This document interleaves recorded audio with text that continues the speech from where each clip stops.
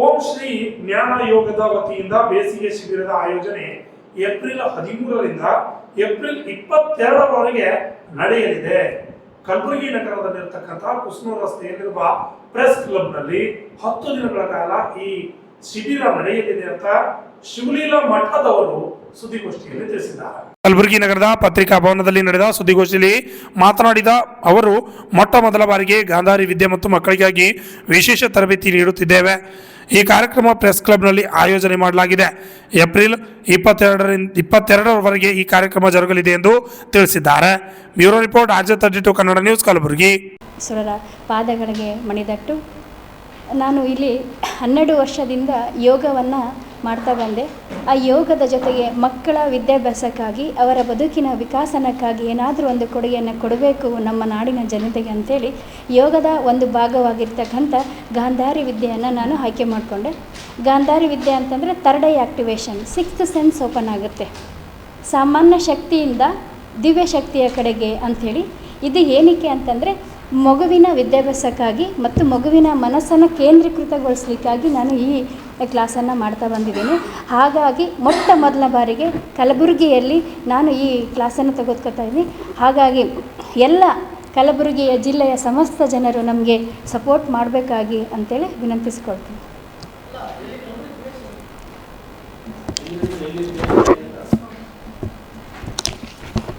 ಕುಸ್ನೂರು road, Kalaburagi. ಹಾಂ ಸರಿ. April 13ರಿಂದ April 22ರವರೆಗೆ 10 ದಿನಗಳ ಕಾಲ ನಾನು ಇದನ್ನು ವಸತಿ ಸಮೇತವಾಗಿ ತರಗತಿಯನ್ನು ತಗೋತಾ ಇದ್ದೀನಿ. 10 ದಿನ 13 ಹಾಂ ಏಪ್ರಿಲ್ 13ರಿಂದ 22ರವರೆಗೆ. ಇಲ್ಲ ಸರ್, ಫೀ ಇರುತ್ತೆ. ವಸತಿ ಸಮೇತವಾಗಿ ಸರ್.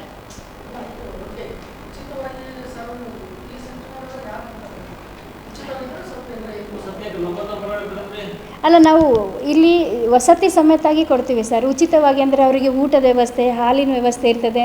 ನಮ್ಮ ಹತ್ರ 4-5 ಜನ ಅಸಿಸ್ಟೆಂಟ್ ಟೀಚರ್ಸ್ ಇರ್ತಾರೆ. ನಾವು ಅಲ್ಲಿಂದ ಬಂದಿರ್ತೀವಿ. ನಾವು ಒಬ್ರಿಗೆ 10,000 ಮಾಡ್ತೀವಿ ಸರ್. 10 ದಿನ. ಹೌದು ಸರ್. ನಾವು ಬೆಳಗ್ಗೆ 10,000 ಸರ್. 10,000 10 ದಿನ. ಬೆಳಗ್ಗೆ 5ರಿಂದ ರಾತ್ರಿ 8:15ವರೆಗೂ ಕಂಟಿನ್ಯೂ ಕ್ಲಾಸಸ್ 1 by 1 ಮಾಡ್ತಾನೆ ಇರ್ತೀವಿ.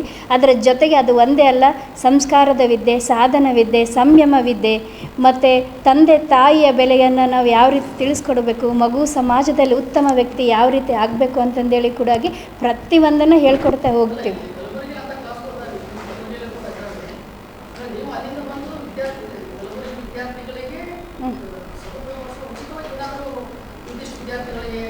ಇಲ್ಲಿಗೆ ಬರ್ಲಿಕ್ಕೆ ಕಾರಣ, ನಾವು ಲಾಸ್ಟ್ ಭಾರತೀಯ ಉತ್ಸವದಲ್ಲಿ ಸೇಡಮಲ್ಲಿ ಆಗಿರ್ತಕ್ಕಂಥ ಕಾರ್ಯಕ್ರಮದಲ್ಲಿ ನಮ್ಮ ಮಗು ಡೆಮೋ ಕೊಟ್ಟಿತ್ತು. ಆ ಡೆಮೋವನ್ನು ನೋಡಿ ಇಲ್ಲಿರ್ತಕ್ಕಂಥ ಆಸಕ್ತರು ಬಂದು ನಮ್ಮ ಮಕ್ಕಳಿಗೆ ಇದನ್ನು ಹೇಳ್ಕೊಡಿ ಅಂತ ಹೇಳಿದ್ರು. ಬರೀ ಯೋಗನೇ ಬೇರೆ, ಇದೇ ಬೇರೆ. ಇದು ಥರ್ಡ್ ಐ ಆ್ಯಕ್ಟಿವೇಶನ್. ಮಗು ಕಣ್ಣು ಮುಚ್ಕೊಂಡು ಓದೋದನ್ನು, ಬರೆಯೋದನ್ನು, ಕಲರ್ಸನ್ನು ಮತ್ತು ಗಾಡಿ ಹೊಡೆಯೋದನ್ನು, ಬೈಕ್ ಹೊಡೆಯೋದನ್ನು ಕಲಿಯುತ್ತೆ.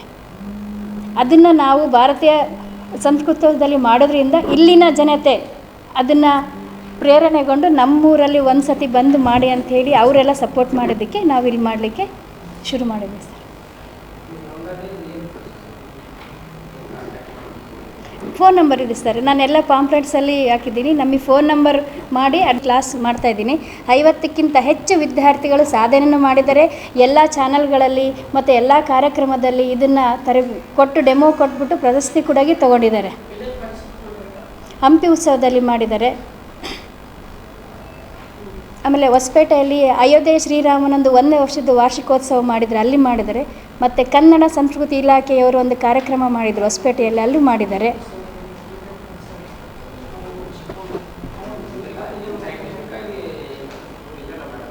ಖಂಡಿತ ಇದೆ ಸರ್. ಆ್ಯಕ್ಚುಲಿ ನಾವು ಮಗುದೇ ಬೇಕಾದ್ರೆ ಡೆಮೋ ತೋರಿಸ್ಬೇಕು ಅಂದ್ಕೊಂಡಿದ್ದೆ. ಅಲ್ಲಿಂದ ಇಲ್ಲಿಗೆ ಬರಲಿಕ್ಕೆ ಎಕ್ಸಾಮ್ ಇರೋದ್ರಿಂದ ಬರಲಿಲ್ಲ ಅಷ್ಟೇ. ಸೈಂಟಿಫಿಕ್ ಆಗಿ ಇರೋದು ಸರ್ ಇದು. 6th ಸೆನ್ಸ್ ಪ್ರತಿಯೊಬ್ಬರಲ್ಲೂ ಇರುತ್ತೆ. ಮಕ್ಕಳಿಗೆ ಬೇಗ ಆ್ಯಕ್ಟಿವೇಶನ್ ಆಗುತ್ತೆ ಅಷ್ಟೇ. ನಿಮಗೂ 1 ತಿಂಗಳವರೆಗೂ ತರಬೇತಿ ತಗೊಂಡ್ರೆ ನಿಮಗೂ ಆಗುತ್ತೆ. ಅಂದರೆ ಮಕ್ಕಳಿಗೆ ಈಗ ಅವಶ್ಯಕತೆ ಇರೋದು ಮಕ್ಕಳಿಗೆ ಸರ್. ನಿಮಗೆ ಡೌಟ್ ಇದ್ದರೆ ನಮಗೂ ಆಗುತ್ತೆ ಅಂತಂದರೆ ಖಂಡಿತವಾಗಿ 1 ತಿಂಗಳವರೆಗೆ ಮೊಬೈಲನ್ನು ಬಿಟ್ಟು ನೀವು ಮನೆಯಿಂದ ಆಚೆ ನಮ್ಮ ರಷ್ಯದಲ್ಲಿ ಇದ್ದರೆ ಖಂಡಿತ ನಿಮಗೂ ಆ್ಯಕ್ಟಿವೇಶನ್ ಆಗುತ್ತೆ.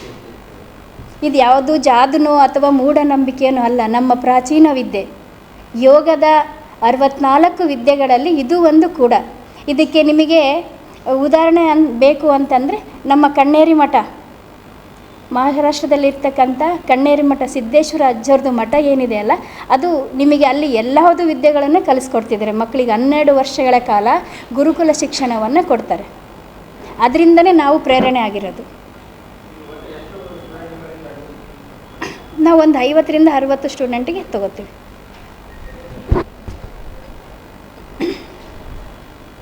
ಇದ್ದರೆ ಮಾತ್ರ ಇದು ಸಾಧ್ಯ ಸರ್. ಅವನು ಮನೆಗೆ ಹೋಗಿ ಬಂದರೆ ಡಿಸ್ಟರ್ಬ್ ಆಗ್ತಾನೆ. ಇದು ಯಾವುದೋ ಜಾದುನೋ ಅಥವಾ ಕೈ ಹಿಡಿದು ಕಲಿಸೋದಲ್ಲ, ತಾನಾಗಿ 7 ಚಕ್ರಗಳು ಓಪನ್ ಆಗುವಂಥದ್ದು. ಇಲ್ಲಿದೆ ನೋಡಿರಿ, 7 ಚಕ್ರಗಳು ಓಪನ್ ಆಗಬೇಕು ಅಂತಂದರೆ ನಾನು ಹಗಲು ರಾತ್ರಿ ಮಕ್ಕಳ ಮುಂದೆ ಕುಂದಿರ್ಸ್ಕೊಂಡು ಶ್ರಮ ಪಡ್ತೀನಿ. ಅವನು ನಾನು ಮನೆಗೆ ಕಳಿಸಿದೆ ಅಂದರೆ ಅವನು ಮೊಬೈಲ್ ನಡೆದ, ಚಾಕ್ಲೇಟ್ ತಿಂದ, ತಂದೆ ತಾಯಿ ಹತ್ರ ಪ್ರೀತಿಯಿಂದ ಮಾತಾಡ್ದ, ಹೊರಗಿನ ವಾತಾವರಣ ನೋಡಿದ್ರೆ ಆ ಮನಸ್ಥಿತಿ ಹೋಗ್ಬಿಡುತ್ತೆ. ಅಷ್ಟು ಬಿಟ್ಟರೆ ಇನ್ನೇನಿಲ್ಲ, ಕಳಿಸ್ಬೋದು. ಬಟ್ ನಾನು ರಿಸಲ್ಟ್ ಅಕ್ಸೆಪ್ಟ್ ಮಾಡಬಾರ್ದು. ಆ ಹುಡುಗರಿಗೆ ಮಾತ್ರ ನಾನು ಕಳಿಸ್ತೀನಿ, ರಿಸಲ್ಟ್ ನಾನು ಅದಕ್ಕೆ ಹೇಳೋಕ್ಕಾಗಲ್ಲ 100%. ಅವನ ಮನೆಯಿಂದ ಹೊರಗೆ ಬಂದಮೇಲೆ ಮತ್ತೆ ನನ್ನ ಹತ್ರ ಬಂದರೆ 2 ತಾಸು ಬೇಕು ನನ್ನ ಮಾತು ಕೇಳಲಿಕ್ಕೆ. ಹಾಂ, ಕಂಟಿನ್ಯೂ ನಾನು ಅವನಿಗೆ ರೆಗ್ಯುಲರಾಗಿ ಆನ್ಲೈನ್ ಕ್ಲಾಸ್ ತೊಗೋತಾ ಇರ್ತೀನಿ. 3 ಮಂತ್ಸ್ ಬಿಡಲ್ಲ. 3 to 6 ಮಂತ್ ಆನ್ಲೈನ್ ಕ್ಲಾಸ್ ನಮ್ಮಲ್ಲಿ ರೆಗ್ಯುಲರಾಗಿ ಒಬ್ಬರು ಮಾಡ್ತಾ ಇರ್ತಾರೆ. 5ರಿಂದ 6 ಗಂಟೆ, ಇಲ್ಲ 6ರಿಂದ 7 ಗಂಟೆವರೆಗೂ. ಅದರಲ್ಲಿ ಅವನು ಜಾಯ್ನ್ ಆಗಬೇಕು. ನಾವು ಹೋಗಬೇಕಾದ್ರೆ ಕೊನೆಗೆ ಏನೇನು ಮಾಡಬೇಕಂತ ಅವರ ತಂದೆ ತಾಯಿಗೆ ಹೇಳಿರ್ತೀವಿ. ಊಟದಿಂದ ಹಿಡಿದು ಅವನು ಮಲಗುವವರೆಗೂ ಏನು ಮಾಡಬೇಕು ಅಂತ. ಇದರಿಂದ ಏನು ಲಾಭ ಅಂತಂದರೆ, ಇವತ್ತಿನ ಆಧುನಿಕ ಜಗತ್ತಿನಲ್ಲಿ ಮಗುವಿನ ಮನಸ್ಸು ಹೇಗಾಗಿದೆ ಅಂತ ನಿಮಗೆಲ್ಲ ಗೊತ್ತಿದೆ. ಅವನು ತನಗೆ ಬೇಕಾಗಿದ್ದನ್ನು ಬಿಟ್ಟು ಬೇಡವಾಗಿದ್ದನ್ನು ನೋಡ್ತಿದ್ದಾನೆ, ವಯಸ್ಸಿನ ಮೀರಿ ಯೋಚನೆ ಮಾಡ್ತಿದ್ದಾನೆ. ಅದು ಎಲ್ಲವೂ ಇಲ್ಲಿ ಕಂಟ್ರೋಲ್ ಬರುತ್ತೆ. ಈಗ ಯೂಟ್ಯೂಬು ನಾವು ನೋಡೋದ್ರಿಂದ ಅಥವಾ ಇನ್ಸ್ಟಾಗ್ರಾಮ್ ನೋಡೋದ್ರಿಂದ ಅನೇಕ ವಯಸ್ಸಿನ ಮೀರಿದ ಯೋಚನೆಗಳು ಬಂದು ಅವನು ಏಕಾಗ್ರತೆ ಫಸ್ಟು ಬರೋದೇ ಇಲ್ಲ ಓದಿನ ಕಡೆಗೆ. ನಾವೊಂದು ಹೇಳಿದ್ರೆ ಅವನೊಂದು ಮಾಡ್ತಿರ್ತಾನೆ. ಇದನ್ನೆಲ್ಲ ಮಾಡೋದ್ರಿಂದ ಮನಸ್ಸು ಕಾಮ್ ಆಗ್ತದೆ, ಕೂಲ್ ಆಗ್ತಾನೆ. ಒಂದು ರೀತಿಯಲ್ಲಿ ಅವನು ಶರಣ ಆಗೋಗ್ಬಿಡ್ತಾನೆ. ನಿಮ್ಮ ಭಾಷೆಯಲ್ಲಿ ಹೇಳ್ಬೇಕಂದ್ರೆ ಏಕಾಗ್ರತೆ ಬರುತ್ತೆ ಸರ್. ಮನಸ್ಸು ಎಲ್ಲಿ ಚಂಚಲಗೊಳ್ಳಲ್ಲ. ಮಗು ಮುಂದೆ ಕೂಡ ನಾನು ತಪ್ಪು ಮಾಡಬೇಕಂತ ಅನಿಸೋದೇ ಇಲ್ಲ. ಈ ಒಂದು ಜ್ಞಾನ ಅವನಿಗೆ ಹೊಲಿಸ್ಕೊಂಡ್ರೆ ಮಗು ಯಾವತ್ತೂ ತಪ್ಪು ಮಾಡುವಂಥ ಯೋಚನೆ ಕೂಡ ಮಾಡಲ್ಲ.